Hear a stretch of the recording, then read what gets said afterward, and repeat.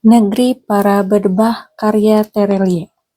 Buku ini merupakan buku yang pertama kali diterbitkan pada tahun 2012 dan memiliki 440 halaman. Episode 1. Krisis Dunia. Pesawat berbadan besar yang kutumpangi melaju cepat meninggalkan London. Penerbangan ini non-stop menuju Singapura.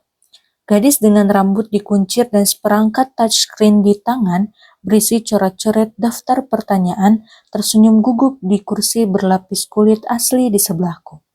Aku sedang tidak berselera untuk tersenyum, cukup menyeringai, menatapnya datar. Silahkan, kataku. Maaf, wawancara ini sudah berkali-kali ditunda. Kami sudah berusaha menyesuaikan jadwal. Tapi begitulah, tidak mudah mengejar kesibukan Anda. Dia sedikit percaya diri tampaknya. Senyumnya lebih baik. Aku mengangguk.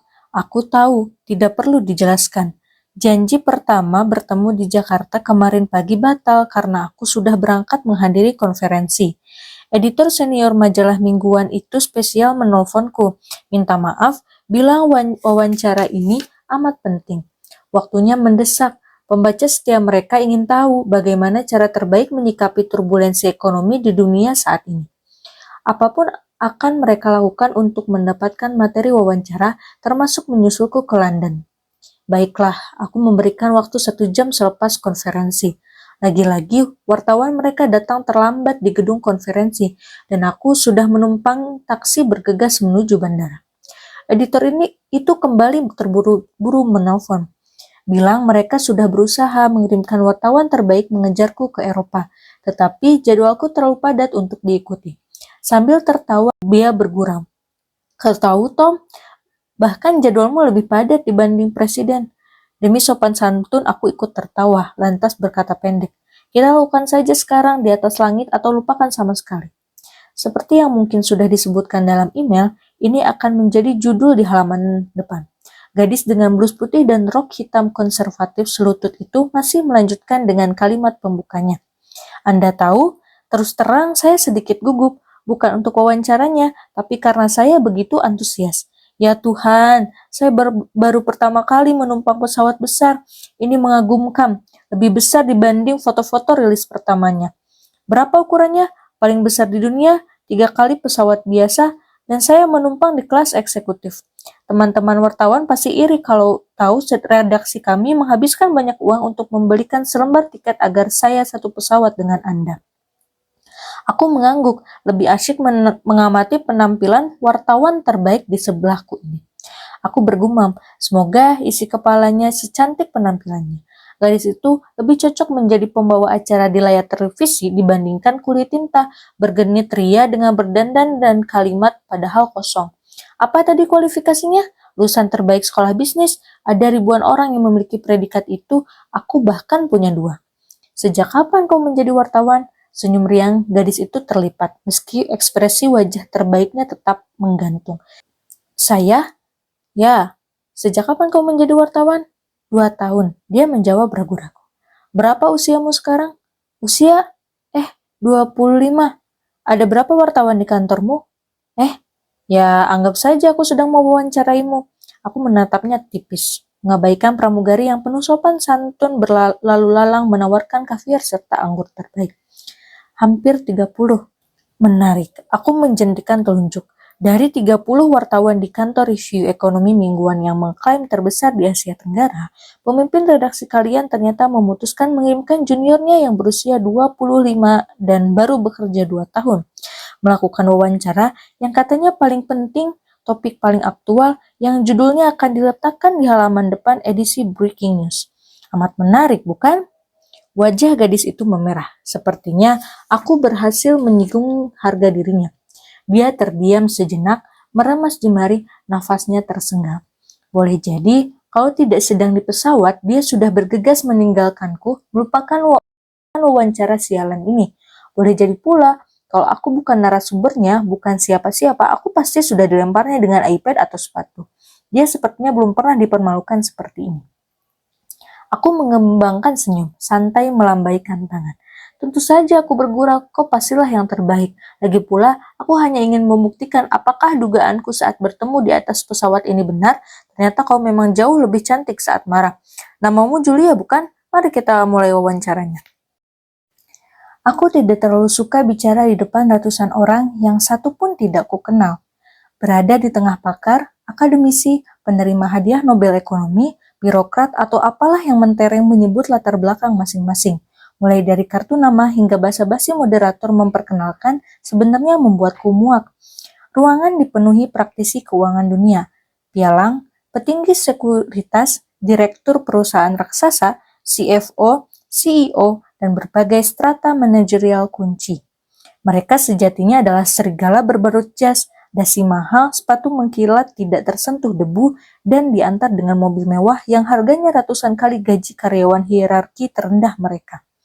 Penuh semangat bicara tentang regulasi, tata kelola yang baik, tetapi mereka sendiri tidak mau diatur dan dikendalikan.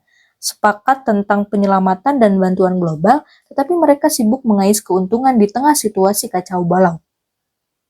Hanya satu alasan kenapa aku menghadiri konferensi ini, meluangkan 1 jam menjadi pembicara. Bayarannya mahal, alasan paling masuk akal bagi seluruh umat manusia.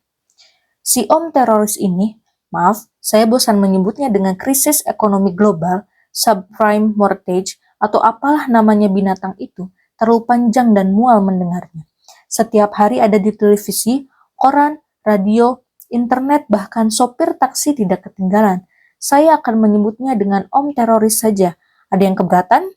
Aku memulai sesi pagi dengan santai, bertopang dagu. Peserta konferensi antar bangsa tertawa. Ya, saya tahu di pojok sana keberatan. Aku pura-pura memasang wajah serius. Tetapi, di dunia dengan sistem ekonomi saling bertaut, tidak ada batas pasar modal dan pasar uang. Krisis seperti ini lebih menakutkan dibanding teror dari ekstrem kanan atau ekstrem kiri. Kita tidak pernah melihat indeks saham terjun bebas seperti hari ini ketika dulu menara WTC dihancurkan, bukan?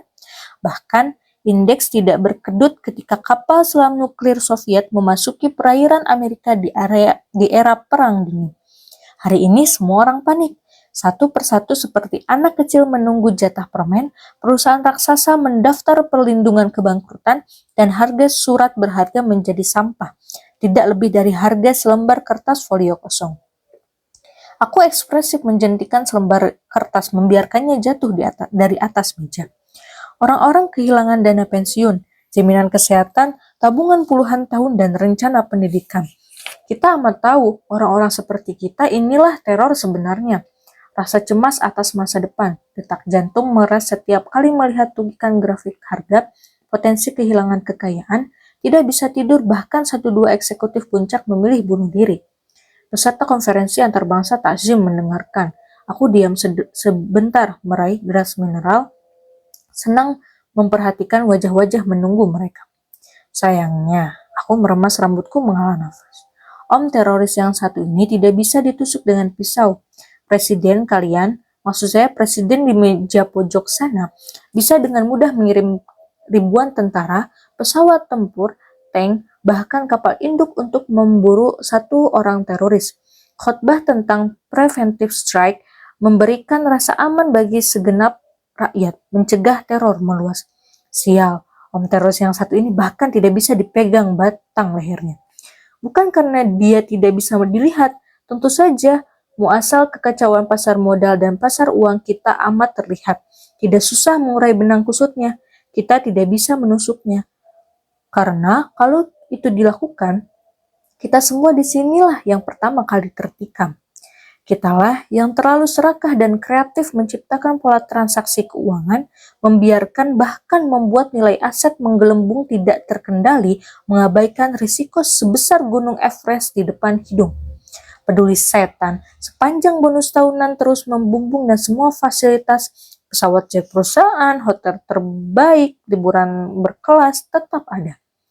Temuan audit pun dibungkus sebaik mungkin, peringatan awal dianggap angin lalu. Mulailah kita terbiasa mematut informasi, memabrikan kemasan, melupakan bahwa itu semua ada batasnya. Ketika nilai surat berharga semakin lama semakin menggelembung, harga selembar kertas bisa setara berkilo-kilo emas, padahal sejatinya dia tetap selembar kertas. Boom! Aku mengetuk mikrofon dengan jari membuat hadirin tersentak kaget. Semua meledak. Ekonomi dunia remuk. Krisis global pecah. Dalam sekejap menjalar kemana-mana. Bursa New York tumbang, memangkas kapitalisasi dunia miliar dolar, disusul London, Frankfurt, Amsterdam, Paris. Dan hanya butuh sedetik berita mengerikan itu tiba di Bangkok, Singapura, Jakarta, Dubai, Sao Paulo, Sydney, bahkan Johannesburg. Semua orang panik, kontak future harga minyak dan komoditas turun, perdagangan dunia terkulai, perekonomian melambat, banyak negara menyatakan resesi. Bahkan ada yang bergegas menyatakan bangkrut meminta pertolongan. Hari ini kita sibuk berdiskusi sana-sini, menganalisis berandai-andai. Andai ini tidak dilakukan, andai ada regulasi yang mengatur, tetapi lebih banyak yang berandai-andai. Andai lebih dulu menjual lantas memasang transaksi short selling, andai uang tunai di tangan siap sedia, andai dalam posisi transaksi sebaliknya. Itu akan jadi berkah tidak terkira berpesta pora di tengah kerugian massa. Tuan, maaf saya menyela, seorang peserta konferensi berkata tidak sabaran dengan bahasa Inggris sengau khas Asia Timur membuat seisi ruangan menoleh padanya. Sesi tanya jawab tersedia di 5 menit terakhir, bergegas moderator, salah seorang profesor sekolah bisnis ternama mengingatkan. Tidak mengapa, silahkan, aku tidak keberatan, mengangguk.